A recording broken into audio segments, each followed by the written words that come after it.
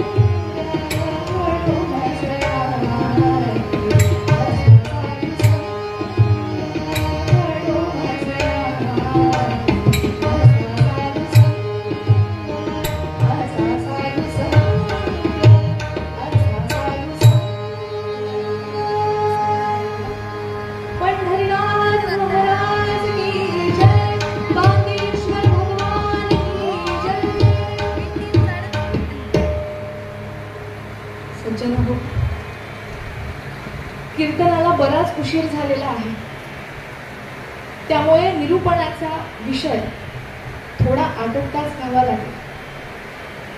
कारण बुवांना सुरुवातीलाच वॉर्निंग मिळालेली आहे. सुरुवातीलाच 1 तासाची वॉर्निंग बेल वाजलेली आहे. असं सज्जन हो, आज आपण सर्वजण देवाची भक्ती, देवाचा उत्सव, देवाचे नामस्मरण, कथा, कीर्तन, सत्संग सर्व काही करतो. कशा करता करतो?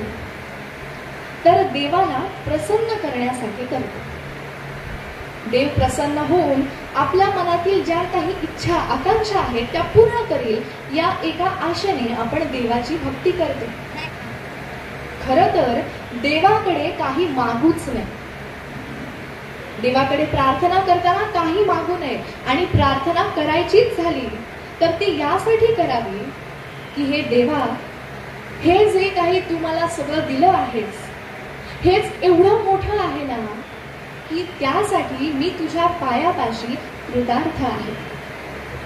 ही जी काही सुंदर अशी सृष्टी तू मला निर्माण करून दिलीस, केवढं दिलंस बाबा, केवढं दिलंस.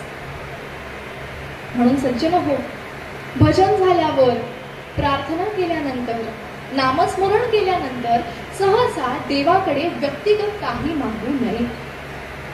मागावंच वाटलं तर सगळ्यांसाठी काहीतरी मागावं. आणि तरी सुद्धा अगदी व्यक्तिगत स्वतःसाठी काहीतरी मागायचं वाटलं तर काय मागावं? आज पद्यकार आपल्याला त्यांच्या अभंगामध्ये सांगतात, असा साधू संग घडो मज लागी, हेची मागत असे तू सरागी. काय मागावं? चांगल्या माणसांची संगती मागावी. चांगल्यांच्या संगतीने आपल्या आयुष्यातील बरीच कामे सुलभ होतात. सज्जन हो, नीट ऐका. पाण्याचा थेंब हा पाण्याचा थेंबच असतो, पण तो जर का अळवाच्या पानावर पडला.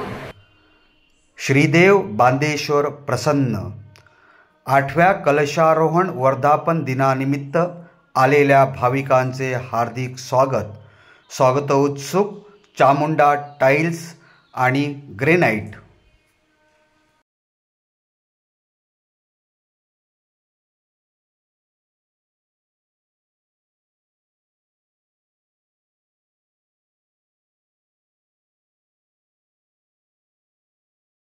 तर तो थोडा वेळ गोल गोल फिरतो, थोडा वेळ मोत्यासारखा चमकतो आणि खाली पडतो.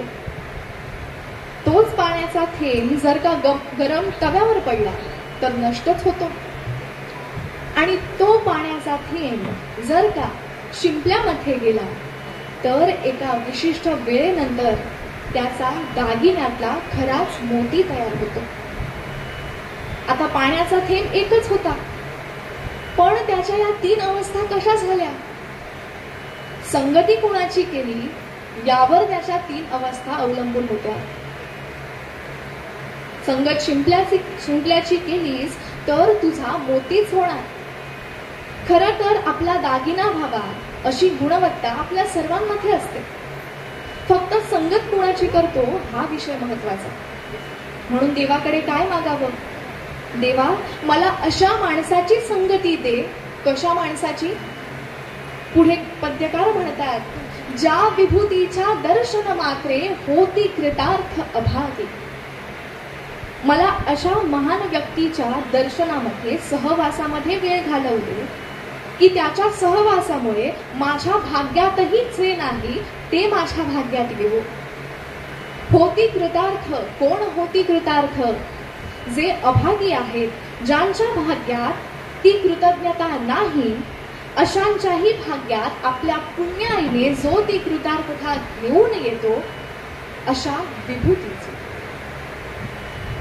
विभूती या शब्दाचा अर्थ लक्षात घ्या बरं का. आपण ज्यावेळी आपल्या नाकाला चांगला वास यावा यासाठी अगरबत्ती लावतो, त्यातून जी खाली पडते ती राख किंवा फार फार तर उदबत्ती, अंगारा आपण म्हणतो. पण ज्यावेळी तुम्ही ग्रंथाच्या पारायणाला बसता आणि तेव्हा अगरबत्ती लावता आणि त्यातून जी खाली पडते तिला विभूती म्हणतात. ती राख सर्वात श्रेष्ठ, आणि म्हणून मनुष्यांमध्ये जो सर्वश्रेष्ठ आहे त्याला विभूती म्हणतात। सज्जनहो, भगवद्गीतेमध्ये विभूती योग नावाचा एक संपूर्ण अध्याय आहे आणि त्यात भगवान गोपाल कृष्णाने त्यांचे ज्या ज्या गोष्टीमध्ये जास्त वास्तव्य आहे त्या गोष्टीला विभूती असं म्हटले आहे।